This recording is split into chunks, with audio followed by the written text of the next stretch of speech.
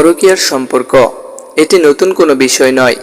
বর্তমান বিশ্বের পাশাপাশি আমাদের দেশেও এখন এর প্রবণতা ব্যাপক হারে বৃদ্ধি পেয়েছে। বর্তমানে মোবাইল ফোন, ফেসবুক সহ নানা প্রযুক্তি মানুষের হাতের মুঠোয়।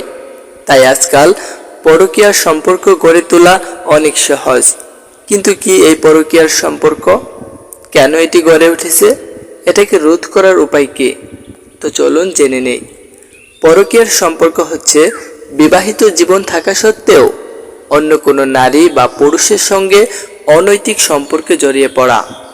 বেশিরভাগ পরকীয়ার সম্পর্ক গড়ে ওঠে নারী বা পুরুষের শারীরিক ও মানসিক চাহিদা মেটানোর জন্য।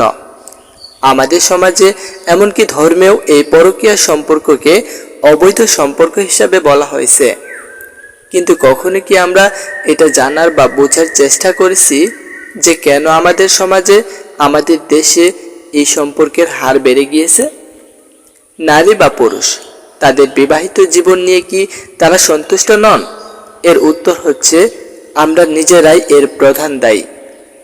আমাদের ওই বেশ কিছু ভুল সিদ্ধান্তের কারণেই আজ এই পরকীয়ার সম্পর্কের হার বেড়ে গিয়েছে এবং ঘরে ঘরে তালাক ও ডিভোর্স হচ্ছে।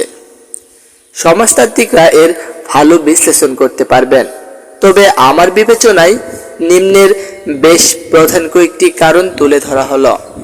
নাম্বার 1, অল্প বয়সে বিয়ে। আবেগের বশবর্তী হয়ে অনেক তরুণ তরুণী কম বয়সে বিয়ে করে ফেলে।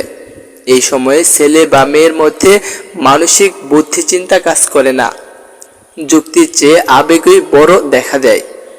যার কারণে বিয়ের কিছুদিন পরেই সেসব স্বামী ও স্ত্রীর মধ্যে বিভিন্ন রকমের মতবিরোধ সৃষ্টি হয় এবং এই সময়েই সেই স্বামী বা স্ত্রী পরকীয়ার সম্পর্কে জড়িয়ে পড়ে। নাম্বার 2, শারীরিক সমস্যা। বিবাহিত জীবনে এটি হচ্ছে প্রধান সমস্যা। এই সমস্যাটি তখনই দেখা দেয় যখন স্বামী ও স্ত্রী সমবয়সী হয়। স্বামীর থেকে স্ত্রী যদি বয়সে বড় হয়ে থাকে, যার কারণে সেসব স্বামী বা স্ত্রী বাইরে বা অন্য কারোর সাথে পরকীয়ায় আসক্ত হয়ে পড়ে। নাম্বার 2, ভুল মানুষকে বিয়ে করার ক্ষেত্রে। মূলত এই সমস্যাটি দেখা দেয় অ্যারেঞ্জ ম্যারেজ বা অভিভাবকের পছন্দ অনুযায়ী বিয়ে করার ক্ষেত্রে। অনেক সময় অভিভাবকরা তাদের নিজেদের কথাই ভাবেন এবং ভালো মন্দ কোনো কিছু না দেখে অনেক তাড়াহুড়ো করে তাদের সন্তানদের বিয়ে দিয়ে দেন, কিন্তু ছেলে মেয়ের পছন্দ বা মতামতকে তারা প্রাধান্য দেন না।